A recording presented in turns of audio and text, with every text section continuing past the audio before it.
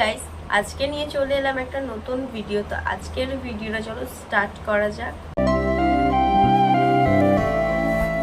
ভগবানের সামনে এরা কি করছে সব? ঘরে কি জায়গা নেই? লাস্টে মন্দিরের সামনে এসে সব করতে হচ্ছে। এই গোবর দেবী, আমি তো শুনেছি ভালোবেসে বর বউদের জানু, সোনা, বেবি এরকম বলেই ডাকে। আর এ তো দেখছি আলাদাই সোয়াগের। গোবর দেবী সব নামে ডাকছে। তোর জন্য আমি তো কষ্ট করে অ্যাডমিট কার্ড নিয়ে এলাম আর তুই সুযোগ পেলে ঘুমিয়ে পড়ছিস। কষ্ট করে অ্যাডমিট কার্ড এনেছে, সে আরামে ঘুম দিচ্ছে। ওর যখন পরীক্ষাতে আর ইচ্ছাই নেই, লোকে জোর করে ডাকার কি আছে? বেচারাটা ঘুমাচ্ছে, তা নয় পরীক্ষা আছে বলে ঘুম থেকে জেগে তুলছে। এই পরীক্ষাটা তো বারবার আসবে, ঘুম কি আর আসবে? যত সব ঘুমাচ্ছে বা ঘুমাতেই দে না।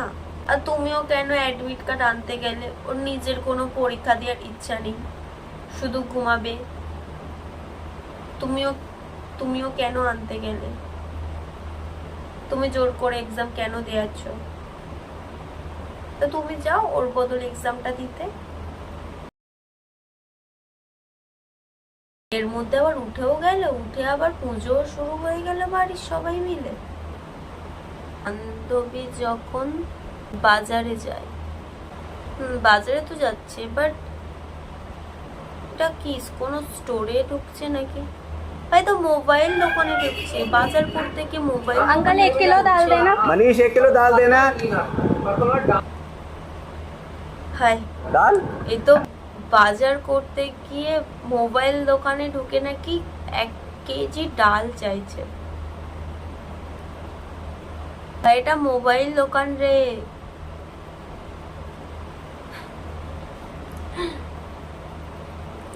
ভাই মোবাইল দোকানদারও নিজেও ভুলে গেছে, মেয়েটা চক করেছে এটা আমার মোবাইল দোকান, ডাল চালের দোকান না।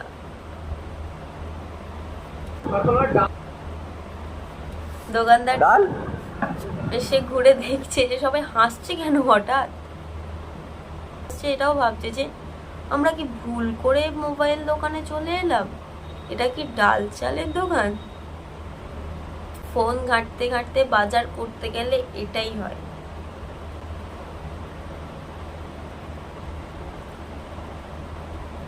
তো ফোনটা না টিপে বাজারটাকে করে তারপর বাড়ি গিয়ে ফোনটা টিপো, কাজে দেবে। তো আজকের ভিডিওটা এই পর্যন্ত। যদি ভালো লাগে লাইক, কমেন্ট, শেয়ার ও সাবস্ক্রাইবটা করে দেবেন।